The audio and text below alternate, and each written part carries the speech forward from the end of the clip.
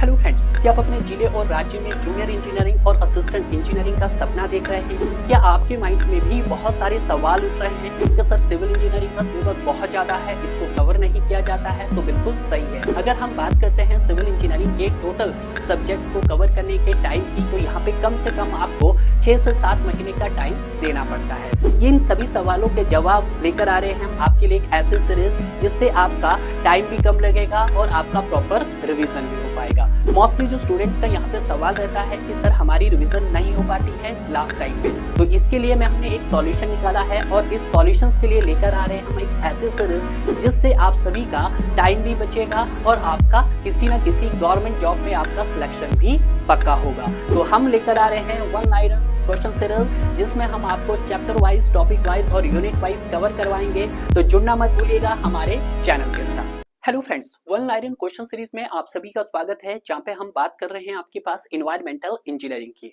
Environmental engineering में हम cover कर रहे हैं आपका पार्ट फर्स्ट, जहां पे हम डिस्कस कर रहे हैं आपका raw water engineering. Raw water engineering में भी हम अपने चैप्टर फर्स्ट को डिस्कस कर रहे हैं, जहां पे हम कवर कर रहे हैं आपके पास need and use of drinking waters के बारे में, जिसको आप as a various types of demand and population forecasting method के नाम से भी जानते हैं डियर। जिसकी अगर हम बात करते हैं प्रीवियस पार्ट्स में हमने जो कवर किया था, हमने फर्स्ट टॉपिक्स कवर किया था जहां पे हमने बात की थी per capita consumptions of waters के बारे में।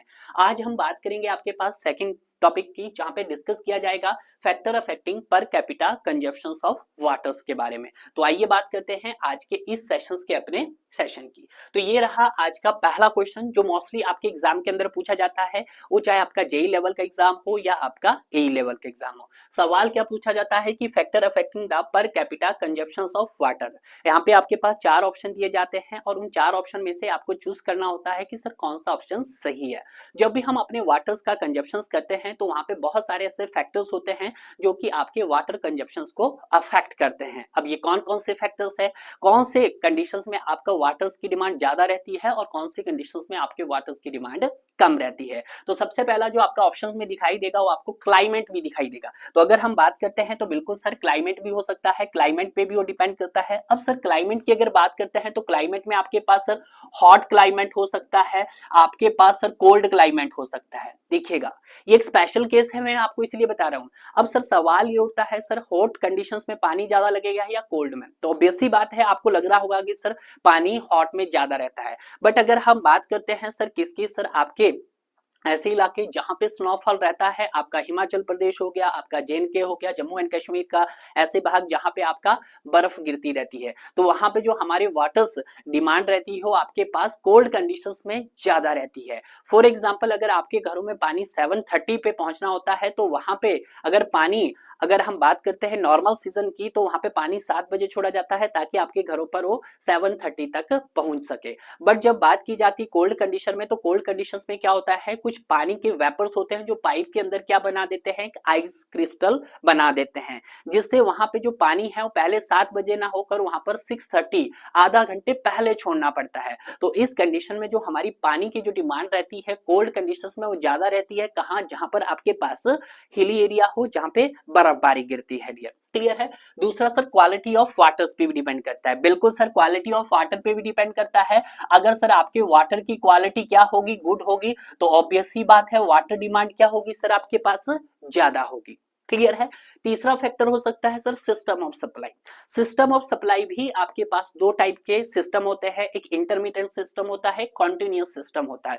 इंटरमीडिएट सिस्टम आपका वो सिस्टम होता है जिसमें आपका पानी सिर्फ 24 हार्स में सिर्फ 1 हार्स में ही पानी का सप्लाई होती है। ठीक है, जैसे फॉर एग्जांपल आप इंडियन कंडीशन के मुताबिक देखते हो, यहाँ पे इंटरमिटेंट सिस्टम यूज किया जाता है। आपको अर्ली मॉर्निंग ही पानी मिलता है, 6 और 7 बजे के बीच में ही मोस्टली आपके घरों में पानी पहुंचता है। बट जब हम बात करते हैं आपके पास कॉन्टिन्यूअस सिस्टम की, तो कॉन्टिन्यूअस सिस्टम एक ऐसा सिस्टम होता है जहां पे आपके पास पानी की सप्लाई 24 हार्स होती है। अब ये आप सभी जानते हैं कि जहां पे पानी की सप्लाई 24 घंटे होगी वहां पे हमारे पास वाटर डिमांड क्या होगी, हाई होगी। और अगर हम बात करते हैं सर जहां पे आपका सिर्फ 24 घंटे में से 1 घंटे ही पानी आ रहा है, वहां पे वाटर डिमांड क्या होगी सर आपकी, कम होगी। क्लियर है? तो अगर हम बात करते हैं सिस्टम ऑफ सप्लाई, तो ये भी आपका फैक्टर हो सकता है। तीनों फैक्टर समझ आ गए? बिल्कुल सही सर। क्वालिटी भी हो सकता है, आपका क्लाइमेट भी हो सकता है और आपका सिस्टम ऑफ सप्लाई भी हो सकता है। क्लियर है।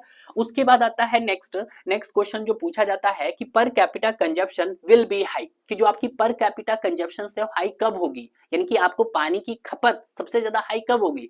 सबसे पहला रीजन तो यह है कि अगर जो भी आपका डिस्ट्रीब्यूशन सिस्टम है, अगर डिस्ट्रीब्यूशन सिस्टम का प्रेशर हाई है तो उस कंडीशन में भी वाटर डिमांड हाई होगी। दूसरा कब, जब पानी बहुत अच्छा होगा, गुड क्वालिटी का होगा तो सर होगा। और तीसरी कब हो सकती है सर, तो ये भी हम देख सकते हैं। पहला हो सकता है कि pressure in the distribution system will be more, तो आपकी वाटर डिमांड हाई होगी। Quality of water will be good, तो भी पानी आपका हाई होगा। और living standard of people is high, और मोस्टली जो आपके हाई इनकम ग्रुप वाले लोग हैं, एचआईजी वाले, जहां पे फुल फ्लशिंग सिस्टम है, ऑब्वियस सी बात है वहां पे आपके वाटर डिमांड ज्यादा होगी। तो ये तीनों ही फैक्टर है जिससे आपके वाटर डिमांड क्या होती है, हाई। पहला हो गया सर प्रेशर डिस्ट्रीब्यूशन सिस्टम हो गया, दूसरा हो गया सर आपके पास क्वालिटी ऑफ वाटर्स हो गया, और तीसरा हो गया सर आपके पास लिविंग स्टैंडर्ड। ठीक है, तो ये तीनों फैक्टर है जिससे हमारे पास क्या होता है, पर कैपिटा कंजप्शन क्या होती है, इंक्रीज होती है। नेक्स्ट आ रहा है causes a decrease in per capita consumption. ये तो सर आपने बताया कि इससे हमारे वाटर कंजप्शन इंक्रीज होता है। सर ऐसा कौन सा मेथड है, ऐसा कौन सा फैक्टर है कि जिससे हमारी वाटर की कंजप्शन कम हो जाए। आप अपने घरों में बिजली देखते हो, अगर आपके घरों में मीटर नहीं लगे होते हैं तो आप बिजली की क्या करते हैं, आप 24 आवर जला रहते हैं। आपको लग रहा था सर बिल तो आ नहीं रहा है, बिजली जल रही है, हमें क्या फायदा हो रहा है, ठीक है जलने दो। ठीक है, बट जब से गवर्नमेंट ने क्या किया है, यहाँ पे मीटरिंग सिस्टम लगा दिया गया है, बिल आना चालू हो गया है, तो कहीं ना कहीं वहां पे आपने सोच लिया है कि भाई मुझे पैसा देना पड़ेगा।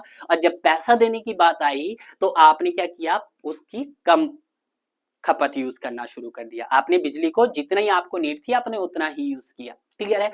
उसी तरह से पानी की भी थी। अब दो यहाँ पे अगर हम बात करते हैं अपने इंडिया की, तो यहाँ पे ऑन एन एवरेज दो कैटेगरी के लोग रहते हैं, एक एलआईजी फैमिली वाले लोग रहते हैं और एक एचआईजी फैमिली वाले लोग रहते हैं। एलआईजी मींस आपके लो इनकम ग्रुप वाले लोग हैं, एचआईजी मतलब आपके हाई इनकम ग्रुप है। अब जो एलआईजी वाले फैमिली वाले लोग होंगे वहां पे आपका किसी प्रकार का फ्लशिंग सिस्टम नहीं होगा, विदाउट फ्लशिंग होगा, किसी प्रकार की उनके पास गार्डनिंग नहीं होगी, उनके पास मतलब प्रॉपर पार्किंग नहीं होगा। ठीक है, बट अगर हम हाई इनकम ग्रुप वाले लोग की बात करते हैं जहाँ पे फुल फ्लशिंग सिस्टम लगे होंगे, आपके पास गार्डनिंग होगा, पार्किंग होगा, बिल्कुल बहुत अच्छे से वेल सेटल रह रहे होंगे, तो कहीं ना कहीं उनका जो लिविंग स्टैंडर्ड है एज ए एलआईजी फैमिली से वो ज्यादा हायर है, और जब हायर है तो ऑब्वियसली बात है वो पानी ज्यादा यूज करेंगे डियर। तो ऐसी कंडीशंस में भी हम क्या करते हैं, अपना मीटरिंग सिस्टम लगा देते हैं। अब मीटरिंग सिस्टम से क्या होगा, जितना पानी यूज करोगे उतना बिल आपको आएगा, ज्यादा पानी यूज करोगे तो आपको ज्यादा बिल पे करना पड़ेगा। वैसे हिंदुस्तान में इतना ज्यादा बिल नहीं आता है वाटर्स का, मोस्टली जितने भी यहाँ पे ग्रामीण इलाके हैं, ग्रामीण इलाकों में बहुत सारी स्टेट ऐसी है जहां पर पानी पे किसी भी प्रकार का बिल नहीं लगता है। बट अगर आप शहरों में रह रहे हो, एलआईजी फैमिली हो चाहे एचआईजी फैमिली हो या मिडिल क्लास लोग हो, यहाँ पे आपको डेफिनेटली बिल पे करना पड़ता है, और बिल इतना ज्यादा नहीं होता है। ये तो सिर्फ आपको समझना है कि पानी का आपको कम से कम यूज करना है। तो मोस्टली जो सवाल है आपके यहाँ पर हमने विद इन 10 मिनट्स के अंदर, 10-12 मिनट्स के अंदर आपको फैक्टर ऑफ एक्टिंग्स के बारे में पूरा ज्ञान यहाँ पर बता दिया है। तो इस तरह से हमने अपने चैप्टर फर्स्ट का सेकंड पार्ट्स भी कवर कर दिया है। अगर आपको मेरा वीडियो अच्छा लगा तो वीडियो को डियर इसी तरह से आप लाइक एंड शेयर करते रहिएगा, और मिलते हैं हम आपको नए वीडियो के साथ। तब तक आप पढ़ते रहिए और आगे बढ़ते रहिए।